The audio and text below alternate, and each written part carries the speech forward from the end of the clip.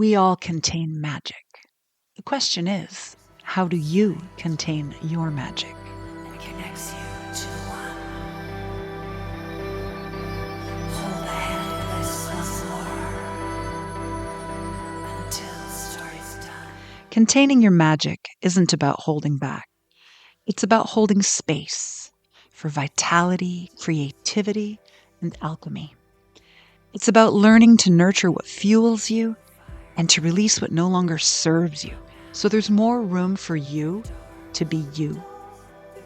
Your magic is only as powerful as your ability to hold it, to focus it, and to own it. Through conversations, stories, and reflections, this podcast delves into mind-body wisdom, yoga, somatic practices, and self-care as pathways for deep, lasting transformation.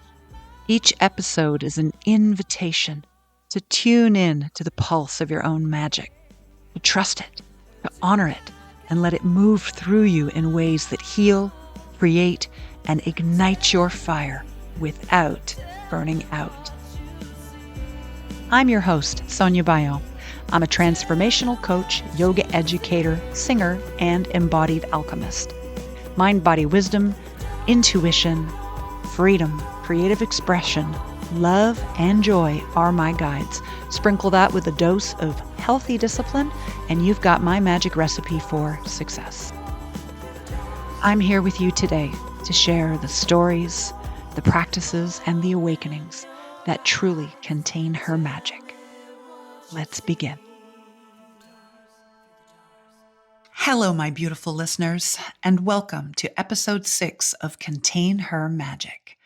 In this episode, we are redefining resilience. This is a 2-part episode. We'll explore resilience, but also empowerment and what it really means to reclaim your light, not by pushing harder, but by listening more deeply. Today's episode is part 1 of this very real and very honest conversation that stayed with me. It stayed with me not just because of what was said, but because of what was left unsaid. My guest and friend is Karen Dean, a mental fitness and mindset expert, resilient speaker, best-selling author, coach, and entrepreneur. But beyond the titles, Karen is also a survivor, an advocate, a mother, and a woman who has lived the work she teaches. For more than 25 years, she's supported individuals, teams, and organizations in strengthening emotional capacity and resilience, not just to survive pressure and change, but to truly thrive within it. And yet, in this conversation, we're not here to pretend that everything's fine. We're talking about what happens when women are strong, capable, and exhausted, when resilience becomes something that is expected, when powering through is mistaken for strength, and when burnout quietly lives beneath competence, leadership, and responsibility. If you're someone who is capable, reliable, emotionally intelligent, or if you're someone who's trying to figure it out, trying to hold it all together, or carries more than your share, this episode is for you. This is a real conversation between 2 women who know what it means to be strong and what it might mean to live differently. Hi, Karen. How are you? I am wonderful. How are you? Good. Good to see you. Me too. We're connected virtually here online, but we've known each other for many, many years. So I want to welcome you to my podcast and welcome you back into conversation that, is probably really long overdue. Yes, and I thank you. I'm so excited to be here. It has definitely been too long. So, Karen, let's get right into it. So, we known each other for, I don't know, do we dare say how many years? Quite a few. Since the 90s, since the 90s. Yes, the And early 90s. yeah, and we first met at Mount St. Vincent University in Halifax, Nova Scotia. Now, that's pretty local for you because you live, what, is it an hour or so away? About an hour from there, yes. Okay. And for me, it was a big adventure out of my home province and discovered a lot of new and amazing friends in Nova Scotia, and you were one of them.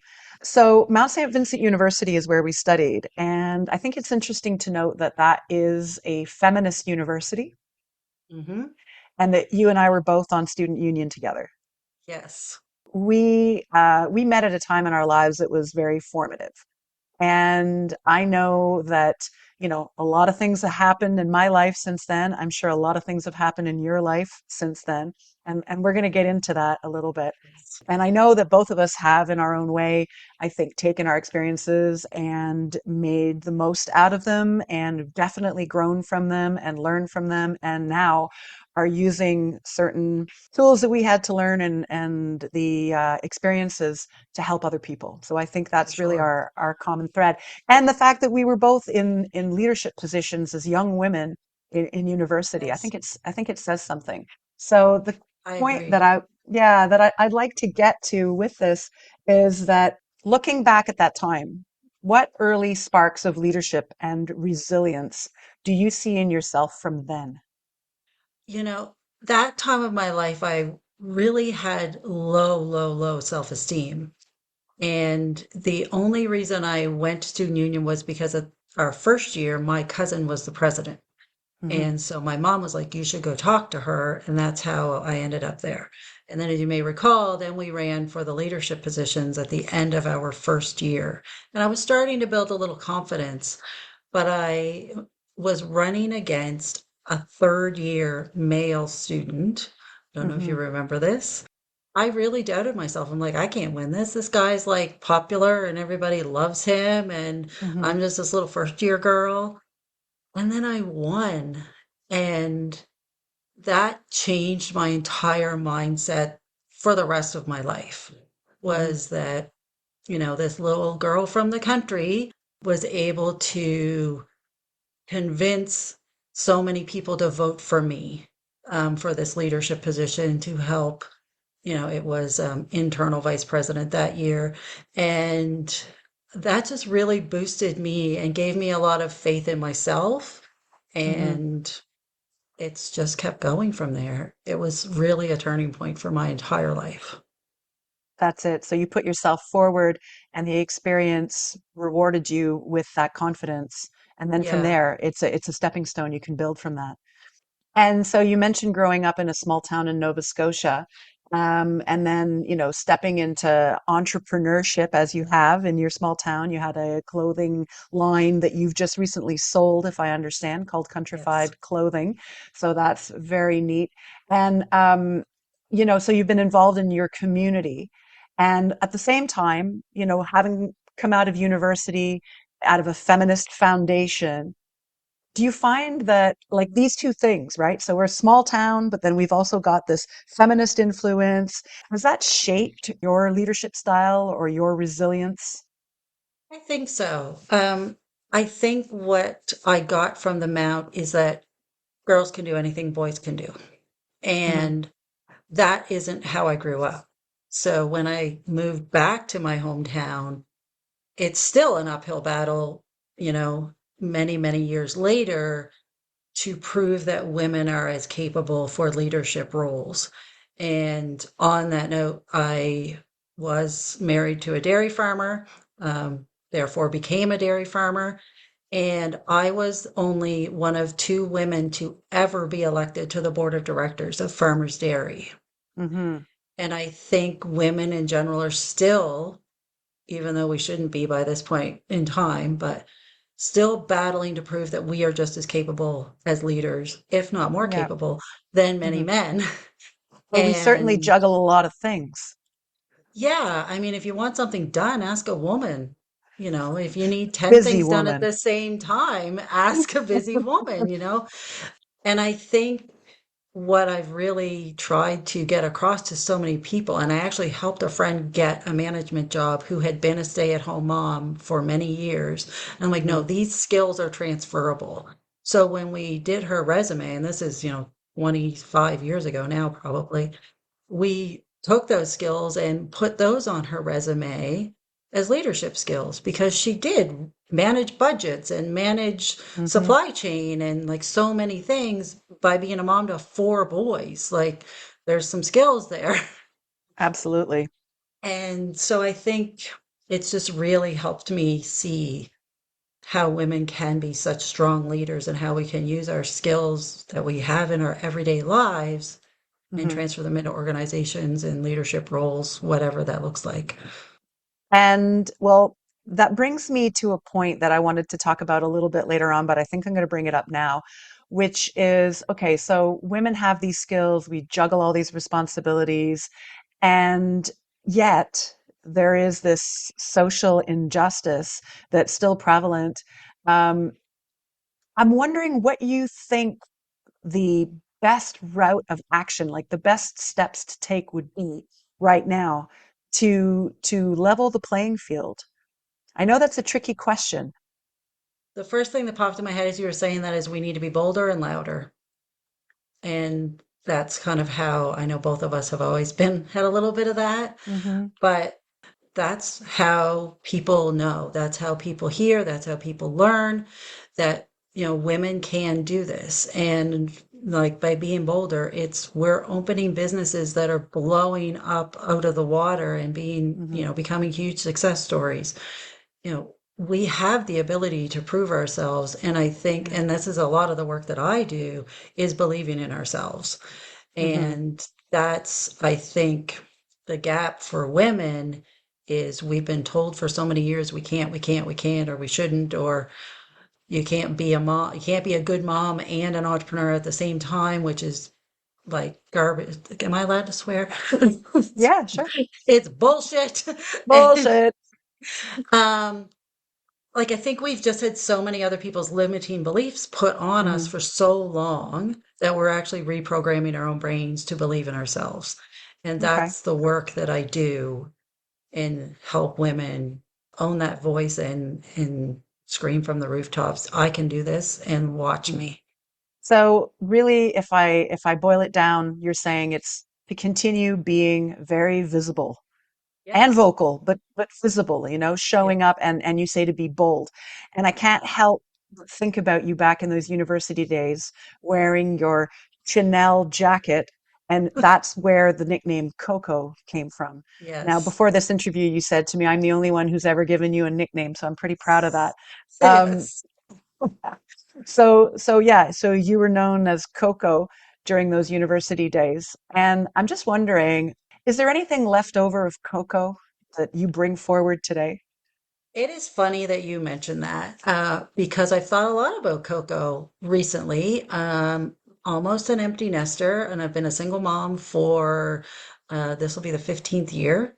Completely solo mom with no support. So I've given a lot in my life to my children, and I've made a Hmm. lot of sacrifices for my children.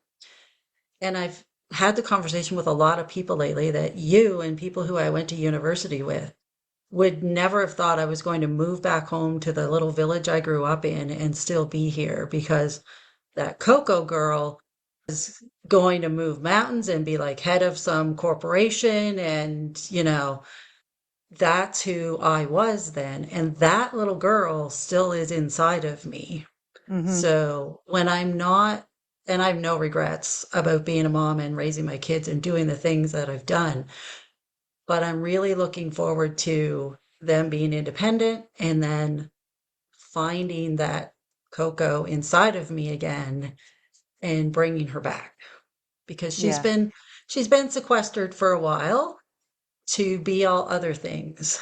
Um, Hmm. and I've had an amazing life and I've ran some really cool businesses and raised three amazing kids, but there's still a me in there that is going to come back and just be me. Like, Yeah. and I think when we get to this, kind of 50s age, it's like, who really are we? Yeah. We It's we time start for thinking about Coco to, that. yeah, time for Coco to shine. Yeah, Coco's coming back. Yeah. Coco's been giving to a lot of things for a long time, and it's time for her to give back to herself. Yeah. And the other thing that I was going to ask you about Coco is if the woman you are today could talk to Coco, the woman that you were back in those university days, what advice would you give her? I think the first three words I'd say to her is you are enough because I never felt that. I always thought I needed a man to complete me or um and I am now estranged from my mother, but the reason I moved back here was to try to make my mom proud. I was always trying to make myself happy through someone else's approval. Mm-hmm. And those days are now long gone. And Yeah. I've, Yeehaw. I know, like, I really just have done so much work to love myself as I am with Uh-huh. all of my imperfections. Yeah. And that's a real inner work that a lot of us really need to do and understand that we are enough without anybody. I haven't even dated for 7, 8 years. Like, I've not Mm-hmm. had a partner at all. And you're really, you know, start to see yourself in a different way when you're not partnered and when you just have so much time to be you and to Yeah. sit in silence. And I've done so much of that and I absolutely love it. I don't know if I could have a partner again now, but Mm-hmm. if the right one came, I mean, I wouldn't kick him out. But Well, that's um it. yeah, you just have to really come into yourself and I didn't know that at that age and I didn't know that I could even survive. I remember when my oldest daughter was only 2 years old and I was in an abusive marriage, and I need to change that wording though, because we always say it's an abusive relationship. I was married to an abuser. The language needs to change because it wasn't me that was the abuser. So I was married to an abuser, and I knew I had to leave, but I was too scared. I didn't think I could be a single mom. I didn't think I could do it on my own. Mm-hmm. Because of all of the narrative that other people had put in my head. And here I've been at it for almost 15 years with 3 kids, Yeah. and they all turned out pretty good. Mm-hmm. So I just wish I had have believed in myself and my own ability, and I would have made different choices in who I chose to be around. Mm-hmm. Again, no regrets. I learned a lot from all of the really bad relationships I had, but I wish I'd have known it sooner. Life would have been Yeah. different. Yeah. Absolutely. Then maybe you wouldn't be the woman you are today. You know, Exactly. the fact that you are able to communicate now to other people this story, and there's so much value in that. And there's so much value in your lived experience because you share it and because there are so many other women in the world who need to hear it. Nobody wants to sign up for bad experiences. I've No. had my share. Um, you know, but they do make us stronger. They do allow us to learn. And a lot of times life can, if you don't know what you want, life can show you certainly what you don't want anymore. So in areas of my life, I'm looking into what am I willing to tolerate and what am I Right. no longer willing to tolerate. And Yeah. tolerance meaning, what I tolerate, which is things that I allow that perhaps I shouldn't, Hmm. keep showing up. So it's Yeah. it's it's definitely a way to reflect on self. And what you were saying about being alone and not being in a romantic relationship for so many years, again, some people might say, "Oh, that's too bad." But on the other side of it, you're in a relationship with yourself. You are Yeah. given this opportunity to get to know yourself and to really cultivate your own wisdom and your own intuition, that self knowledge that sometimes is completely drowned out by other people's noise, can Yeah. then have an opportunity to be heard and to rise to the surface, and then to be your north star, your guiding light, if we will. Sounds like an old soap opera, the guiding light. But the But fascinating part about exactly what you're saying is I always have conversations with married people all the time, and they have that, oh, I'm so sorry, that you haven't found your yeah. person. And I'm like, no, I have found my person. I am my person. And I said, right now, my life is so full and fulfilling that I just can't imagine what a partner would add to it at this point. And most of the married people that I talk to, or partnered people, um, really sit back and reflect when I say that, because they don't feel like their life is so full and fulfilling. Hmm. Like they can't say those words about their own life, but mine is. I can do whatever I want, whenever I want, with whoever I want, for how long I want. Like there's such freedom in that. Um, Hmm. Having said that, if I had the right partner, I might be even better, but I've not experienced that yet. So this then is the life that you've chosen for yourself because it makes you feel in alignment with who you are. And I think that's a really important thing. Contain Her Magic is a podcast that helps women to reignite that spark, that light, that inner Coco, and to move forward with it, but in a way that allows them to truly have tools to be able to face challenges and to be able to transform those challenges or that energy that they're dealing with. If you have something that happens, I know I feel it in my heart, I feel it in my solar plexus. It's a legitimate energy that bubbles up. And so I like to apply the word alchemy to it, where you take a situation, a feeling, an energy, and then you have the skills either through somatic practices like breathing or movement and things like that. And then you can use those skills to then transform it, alchemize it, to shift it, and use it for what you want to use it for. And I'm really interested in knowing how you feel about that, the kind of tools that you have used, because I know, like you've mentioned, you've been through some really difficult situations in your life that have brought you to this point of being a resilience expert. So maybe we could start with, what does resilience feel like for you when you're in those moments where things are not going so well? Resilience for me is I know how to do this. I know how to get back up. Life has just knocked me down, but I know how to get back up. Hmm. And I think that's a skill many of us don't realize we have. We all have it, but sometimes we feel so defeated by whatever this hard thing is, like that we don't know how to do this. But I like to remind people they've survived 100% of their hard days. So we do know how to do it. We've done hard things before. Hmm. Um, it's just remembering that and bringing that back from our hearts, from our minds. And the thing that I wish I knew back then that I know now is your gut knows what it's talking about. Hmm. Yep, Your heart doesn't always, I but your agree. gut knows, because every single bad relationship I have ever been in, if we just are talking specifically about relationships, Hmm. every single one that I've been in, my gut told me no. And my heart said, oh, yeah, I can love him through this.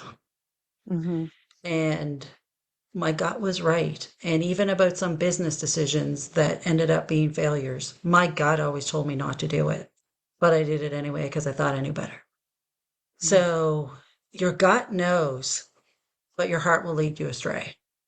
And that's a really interesting point because as a mind body coach, that's what I try to teach people to do, is to listen to the body. Sometimes it's a more physical sensation that they might feel, and other times it's just sort of a gut feeling. That's where our language comes from. If you feel it in your bones, or you have these sensations that start from the body that are part of our inner wisdom, that are there to give you clues to what your next step should be and what is appropriate for you and what is not appropriate for you. And so often as women, we override. I know I have tons of friends that would say the exact same thing as you.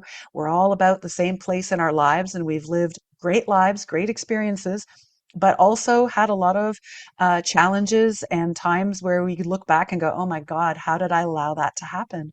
Yeah. Or why did I not address something? Why did I not say no? Where was my boundary?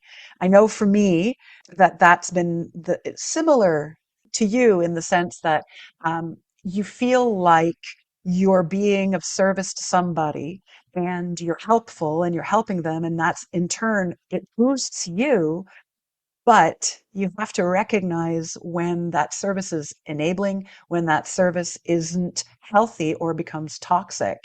Yeah. And I think that the way that we do that, the doorway in, is by cultivating this mind body wisdom. But I'd like to come back to your experience with women as I've mentioned, I know lots of people who've been through things, women of our age. And in your bestseller called We Are Unbreakable, that's right, We Are Unbreakable. Yes. You highlight women's courage in a very difficult time during COVID and then during that mass shooting that occurred shortly thereafter in Nova Scotia. I'd like to know from you, having put that, first of all, congratulations. That's an amazing project that you took on and produced. And I have a copy. I can see it's on your shelf right behind you. Yes. And that book was to help the Nova Scotia Strong initiative, right? Was that, am I correct? Sort of.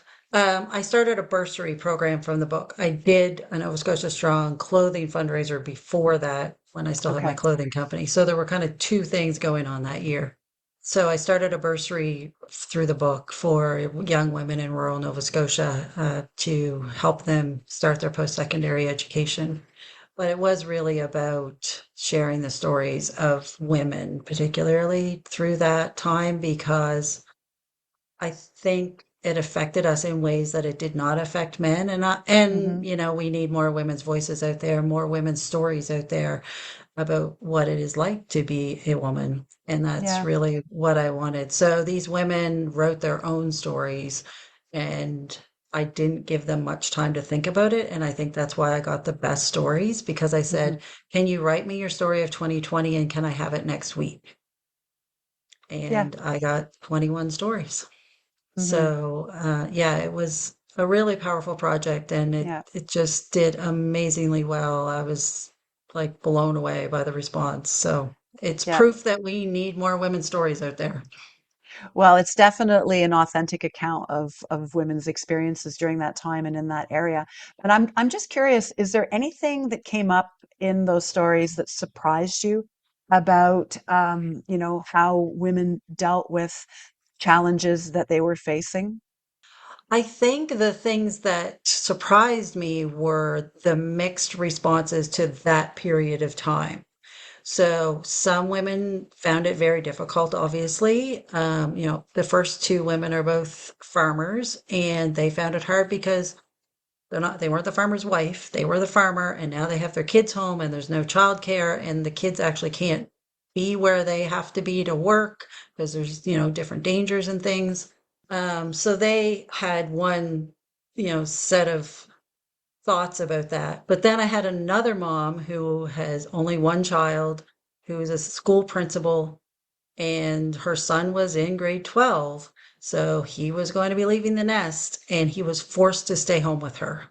And she was like, I am so grateful for this pandemic because my son has to stay home and spend time with me when he would normally be out with his peers doing things and I would hardly see him. And they had such Hmm. a great bonding moment before he went and started his adult life.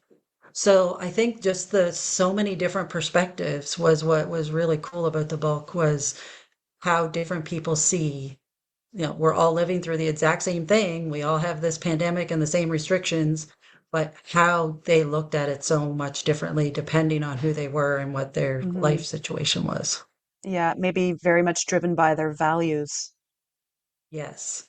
Yeah. And, you know, there's again that inner work and that inner wisdom that we have that can help us through that hard thing, changes our perspective of how we look at it. Absolutely. Here's what comes to my mind when I read. I didn't read all the stories, I will admit, but I did read a few, and I read yours. But what I think of more and more now, having lived what I have in my lifetime and having to be strong, and I'm so happy to have inner strength and to have had a life that's led me down a path where I have continued to fortify that sort of, mentally, physically, emotionally, spiritually, worked on what I call my containers to be strong. But what if we didn't have to be so strong? I mean, Wouldn't isn't there that a be great? conversation? Isn't there a conversation to be had around why do we have to be so strong? And so, as much as it's inspiring to hear women talk about their strength and their resilience, which is, it's a necessary part of life for all people, whether you're a woman or not. I think if you're going to be happy and reach your goals, you need to have these qualities. But what if we had a conversation more often in our, in our Coco Chanel jackets and in our visibility and our louder voices around why do we have to be so strong? Like Yeah. what could you say on that topic today? This is so poignant because I have this conversation a lot lately too about I am so sick of being the strong one. Like, Yeah. and I think we get to that point where us as the caregivers and the strong ones and the ones who's always there for everyone else, we're like, you know what? I would really love to just be able to relax into my softer, feminine self Mm-hmm. and have somebody care for me. Yeah. And I think that's a real gap in our society. And there's a whole problem with communication between the male and female genders about that, and, traditional roles versus us, trying to embrace more of the feminist side of it. But men Mm-hmm. don't interpret it as well as they should sometimes. And there's a massive conversation about this, about how do we as women get to embrace that feminine energy and be Mm-hmm. cared for, but still be able to go out and be fierce business women and whatever that looks like in your life of what Yeah. you do outside of when you get to just be. I think there's a conversation definitely to be had around masculine and feminine roles, but also energy. Like, Yes. I know that I have a very strong masculine side that Yeah. has probably come, forward many times in life to be able to help me to move forward and to make good decisions and to have leadership skills and all this kind of thing.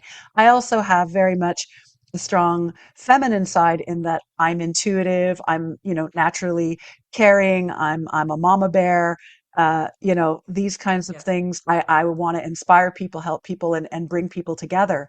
So it's not necessarily an issue of gender as Yeah. much as it is, I think, a conversation around that energy and then how each gender embodies it. So Right. I don't know if we'll solve any of it today, but it's I don't definitely a think we point of have enough discussion. time.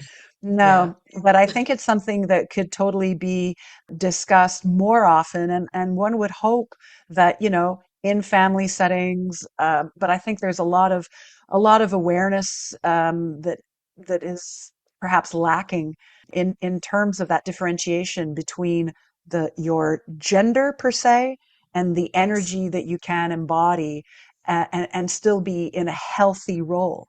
So, like you're Right. saying, women are able to do all of the things that men can do because they can have that energy if it's allowed, if it, within families, societies, etc., and amongst each other, we allow that to be as much something that a woman owns as a man, and vice Yeah. versa. Exactly. Men You have know, feminine energy, and some of Mm. them embrace it, and some of them not so much. But we really do have to look at that. And I think the gender thing is one gender should not feel threatened by the other gender embracing that traditional male energy. Like Hmm. some men don't accept that the woman has that leadership ability, but we can have both. We can be both. Yeah, We can be exactly. soft and we can be hardcore, badass business people in the same person. Hmm. And I think that's something that was never embraced by my partners in the past, was that you're either this or you're this. Yeah, You can't be both. it creates a And power struggle. yeah, and I think, we need to remove that threat Hmm. that our body feels when somebody is shows up in a different way than you're used to seeing them. Yeah, Because that's right. I say so many times now, like, I'm so sick of being the man around here because I have like my man jobs, like the taking out the garbage, the like fixing things, and yeah, that's traditional male energy kind of that you need to yeah. embrace to be able to do those things. Um, and then there's like the feminine side where I'm like, you know what? I'd like to be this more. Yeah. Well, What's interesting is, and because I do want to get into the tools that we use to help us to get to know ourselves and to reconnect with the essence and of our joy and our vitality. But one thing that I found is that anytime that I've meditated, I don't identify with a gender. Like when you, and I know that's not usually a thought that crosses your mind. Of meditation is about the breath and so on, but it's come to my attention that when I'm in that space, when I'm in my breathing, when I'm in that calm, and I'm just with myself, the idea of even a gender, that identification, it's so far removed from who I am. Right. It's really interesting. And Yeah. yet, I'm very comfortable as a woman.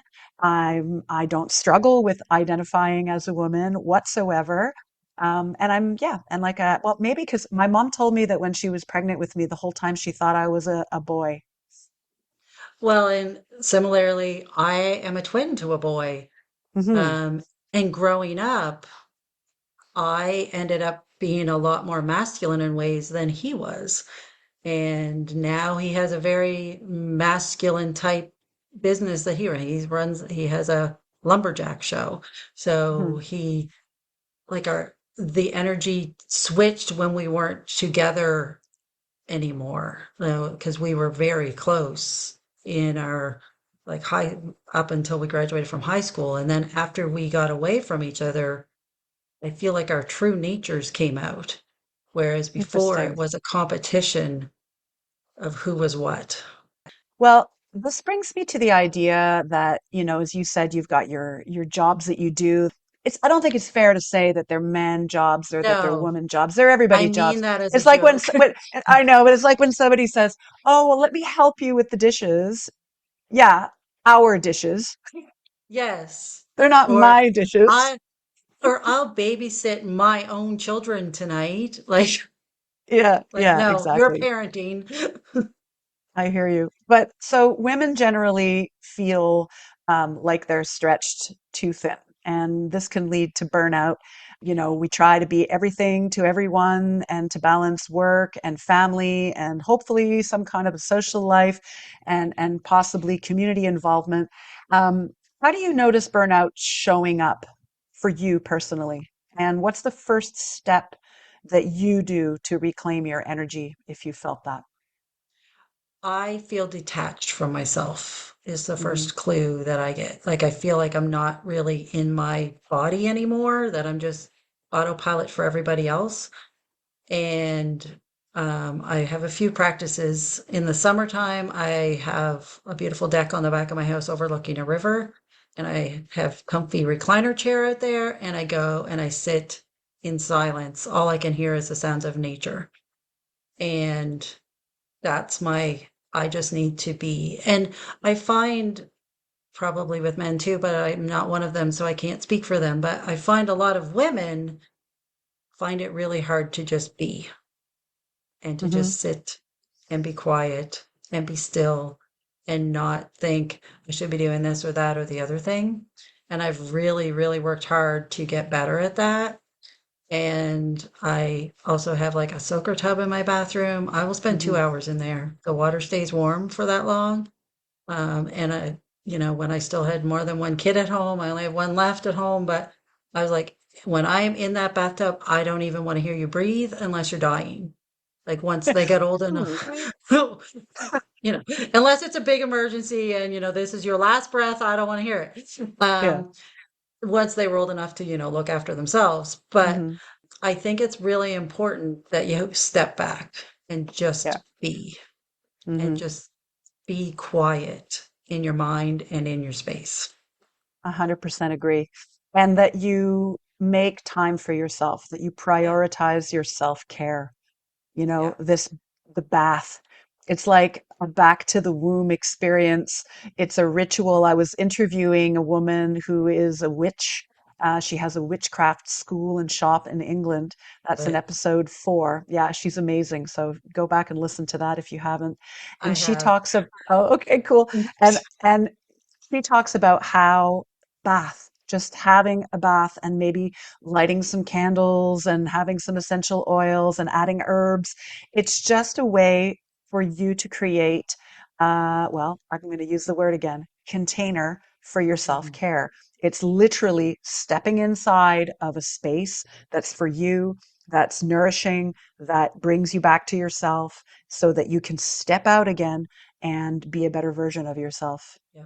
And I do the same. I shut off all the lights, close the door, curtains are closed, and I light one candle. And that is the Hmm. only light in the room while I am in the tub. Hmm.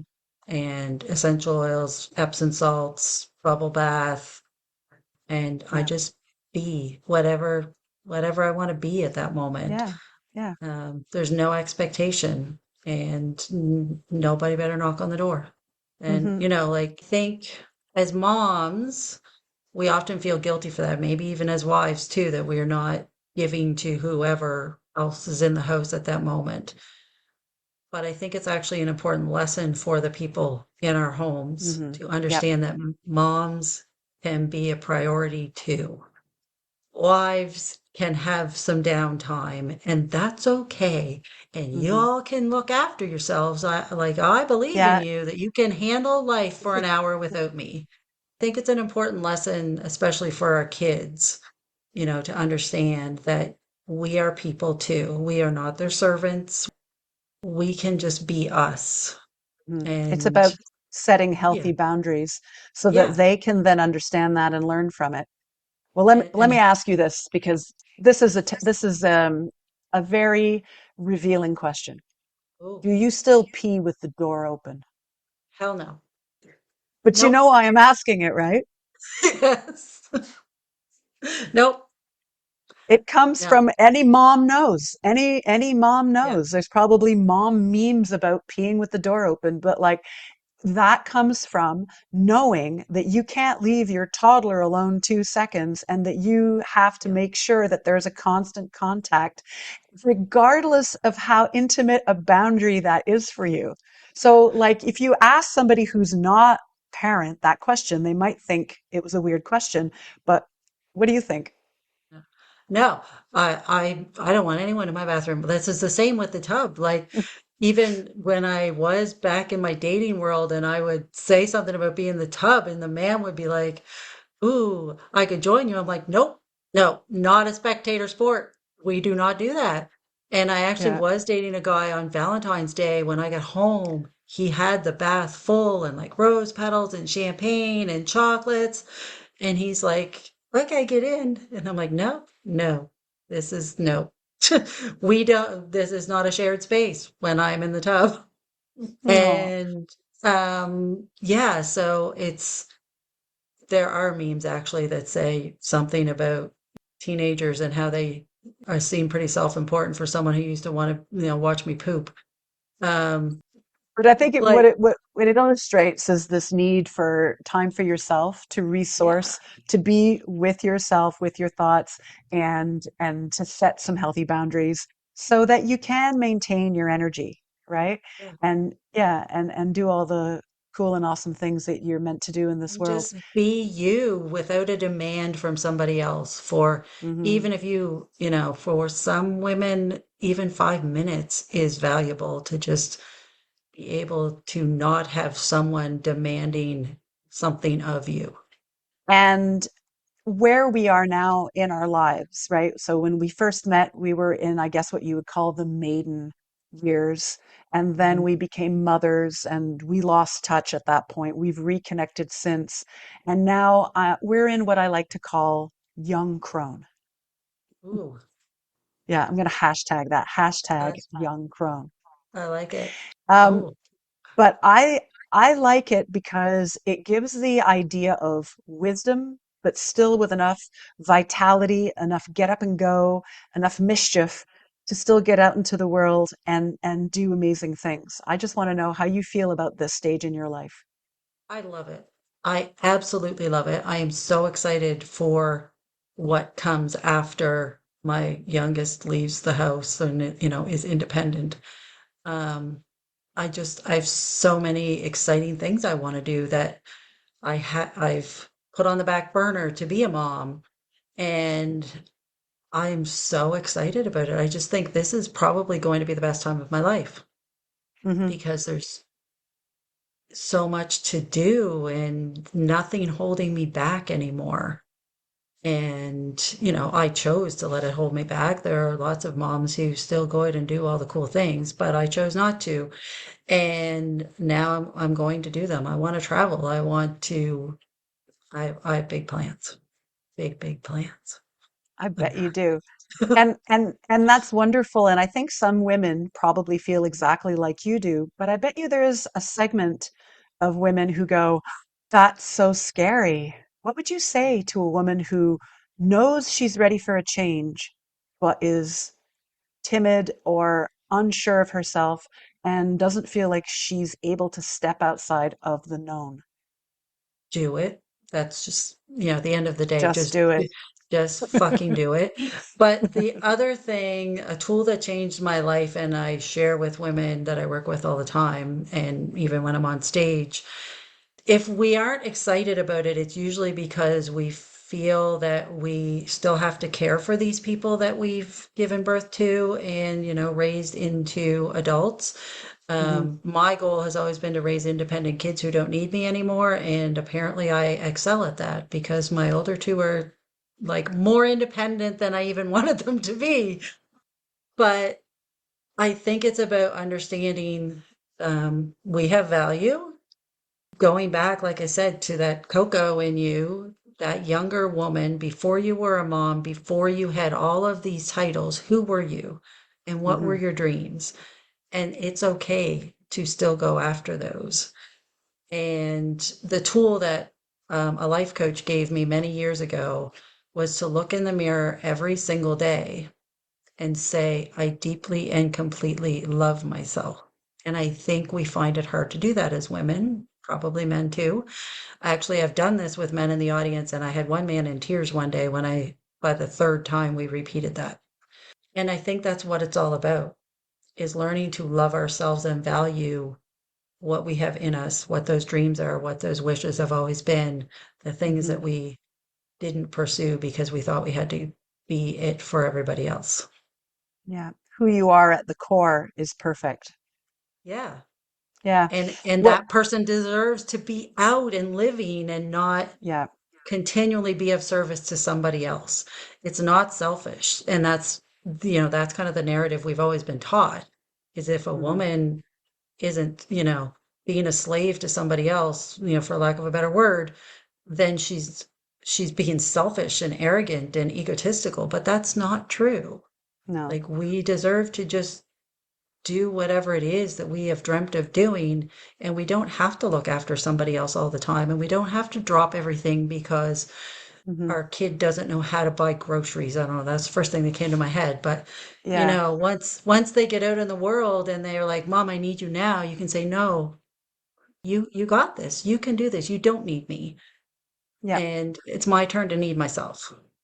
Absolutely. I mean, self-care and self-investment is not selfish No. because we are generally the people who hold it all together for other people. If we deplete ourselves, we're not useful to ourselves or anybody else for that matter. And I think that's the takeaway. Really, like if we could bring that to the table again, we talked about the male and the female energy. If we could add that to it as well and just say, we have this amazing capacity, but it needs to be nourished. And so, Yeah. A, we need other people to allow us to refill, to resource. And we also need other people to support that, Yeah. other people to say, hey, I'm going to be there for you because you're that awesome, because I Yeah. value you, because you are worthy of my time.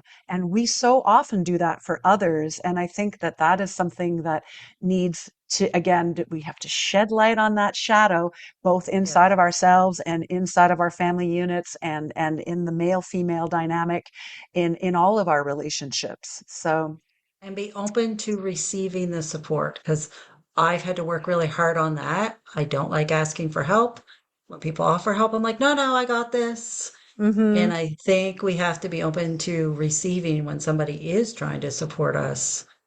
And women find that really hard because we are always the givers and not as often the receivers. Yeah, that is also a very good point. So, we talked about boundaries and we talked about self-care.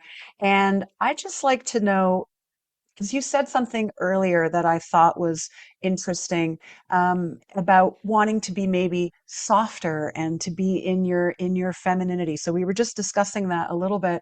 I'm wondering, how do you think that women can reclaim that softness in this dynamic that we've just discussed?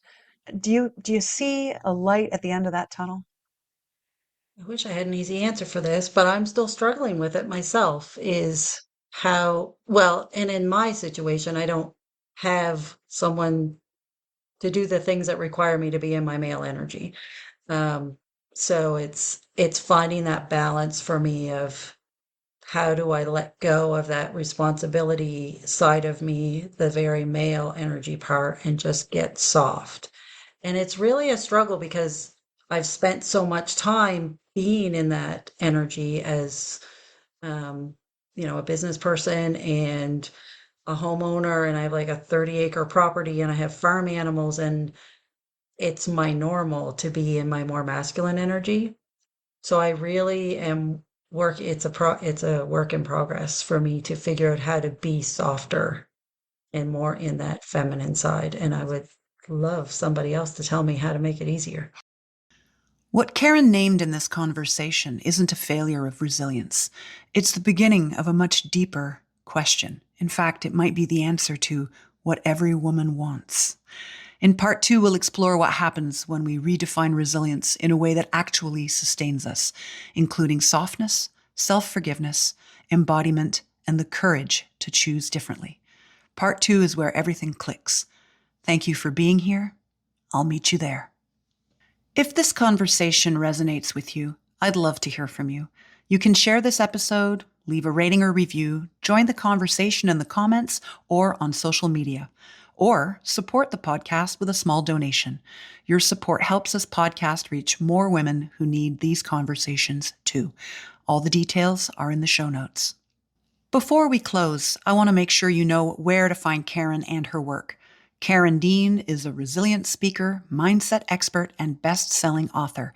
If you'd like to follow her, learn more about what she offers, or book her for speaking or coaching, you'll find all of her links in the show notes. And if this conversation is stirring something in you, I want you to know there is support available.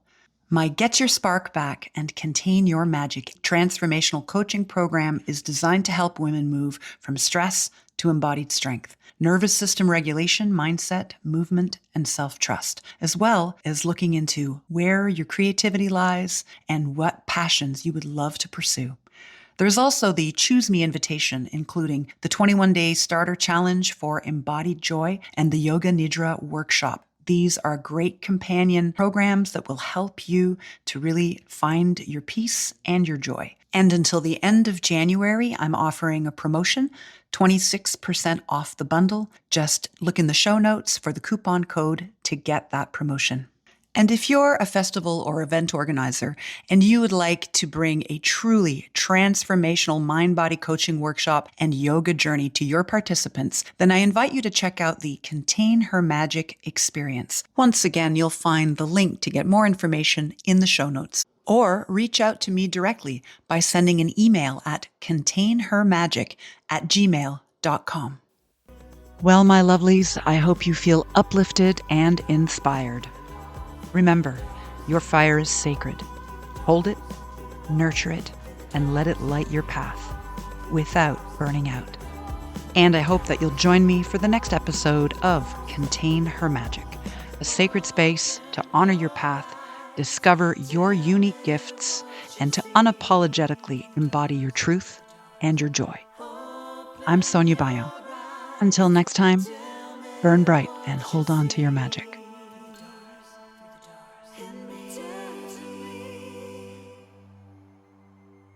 Return to me.